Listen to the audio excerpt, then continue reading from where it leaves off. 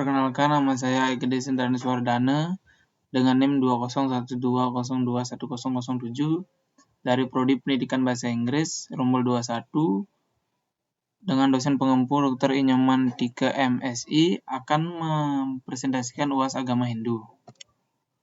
Yang pertama yaitu nilai-nilai dalam agama Hindu yang harus dilakukan agar umat Hindu tidak terjerumus dalam perbuatan korupsi, yaitu yang paling utama adalah kejujuran dan tanggung jawab yang tinggi, berbudi pekerti, serta berhala yang mulia. Yang kedua yaitu menurut saya Banten dalam agama Hindu sangat perlu dipertahankan karena Banten merupakan sebagai simbol persembahan kita ke hadapan ide Sang Yang Widi Wasa atas semua yang telah beliau berikan, dan juga sebagai media dalam melaksanakan upacara untuk mendekatkan diri pada Tuhan. Yang ketiga itu, nilai-nilai dalam agama Hindu yang dilanggar dalam bisnis prostitusi online yang lagi marak, yaitu prostitusi online marak, terjadinya di era sekarang ini.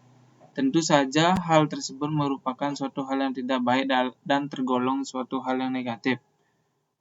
Prostitusi online ini sangat bertentangan dengan nilai-nilai yang terkandung dalam ajaran agama Hindu. Nilai-nilai yang dilanggar misalnya nilai pawongan dalam ajaran Trita Karana. Prostitusi ini melanggar ajaran nilai pawongan yang dimana seharusnya hubungan manusia antara manusia harus harmonis dan berlandaskan dengan ajaran Dharma atau kebenaran. Solusi yang tepat untuk masalah ini adalah dengan mendalami nilai dari ajaran agama. Kita harus paham dan menerapkan ajaran agama dengan baik. Saat kita tetap dalam kendali Dharma, maka kita tidak akan memiliki keinginan untuk melakukan hal yang bersifat negatif seperti prostitusi online. Nomor 4, ketika saya mengunjungi panti asuhan, nilai-nilai agama yang bisa saya pelajari dan terapkan itu tentang semangat dari anak-anak panti yang sangat luar biasa. Mereka sangat bersemangat dalam menjalani hidup mereka walaupun dengan segala keterbatasan.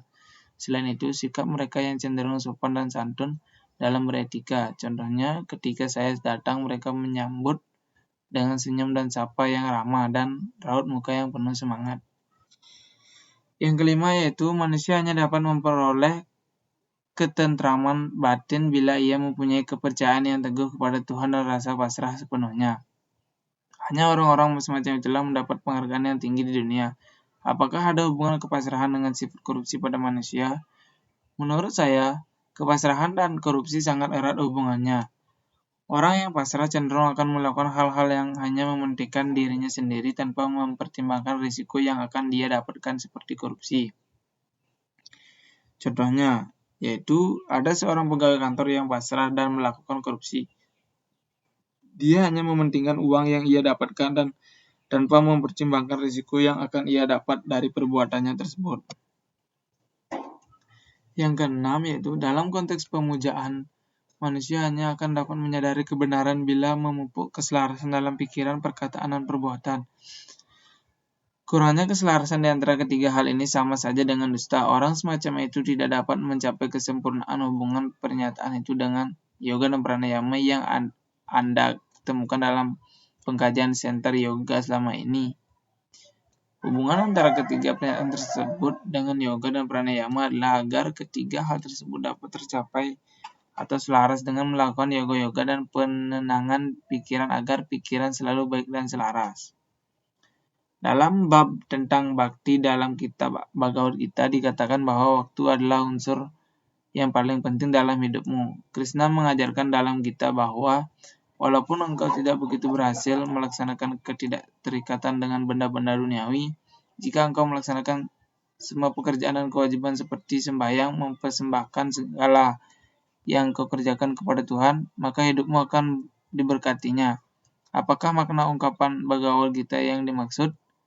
Makna dari ungkapan Bhagavad Gita tersebut adalah jika kita tidak mampu mengendalikan diri dari ikatan keduniawian, kita harus tetap sembahyang dan mengaturkan beberapa banten ke hadapannya. Nomor 8. Ngaben, banyak orang menyebutkan bahwa upacara ini sangat boros. Bagaimana menurut Anda? Ngaben itu apakah perlu dilakukan? Menurut saya, tidak semua ngaben itu boros. Semua itu tergantung siapa yang melaksanakan ngaben. Karena jika yang melaksanakan ingin berpoya-poya cenderung akan boros. Namun jika yang melaksanakan fokus hanya melaksanakan ngabennya tidak terlalu boros. Yang ke-9 yaitu banyak orang Hindu lebih bersemangat melakukan upacara yajna besar-besaran seperti ngenteg lingge dengan biaya besar, sedangkan untuk menyumbang beasiswa untuk anak miskin kerap ogah-ogahan. Bagaimana pendapatmu menghadapi realitas ini? Pendapat saya tentang hal ini adalah ngenteg lingge merupakan hal yang wajar saja. Hanya saja banyak orang yang gengsi atau cenderung ingin menghabiskan uang banyak agar terlihat mewah, padahal sama saja. Mungkin orang-orang seperti itu tidak terlalu peduli dengan anak-anak miskin, mereka hanya mementingkan gengsi atau gaya hidupnya. Yang terakhir yaitu Yatra Yogeswara Krishna Yatra Parto Danur Dara Tatra Sri Wijayo Butir Dhruva Nicir Matir Mama.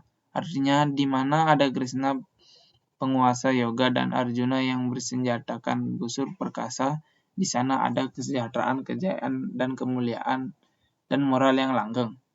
Bhagavad Gita 14:278 dalam kurung titik.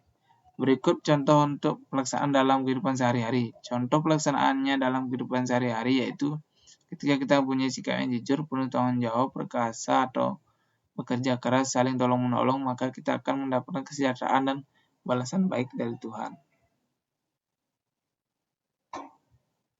Sekian dari presentasi saya. Akhir kata saya tutup dengan Brahma Santi. Om Santi Santi Santi Om.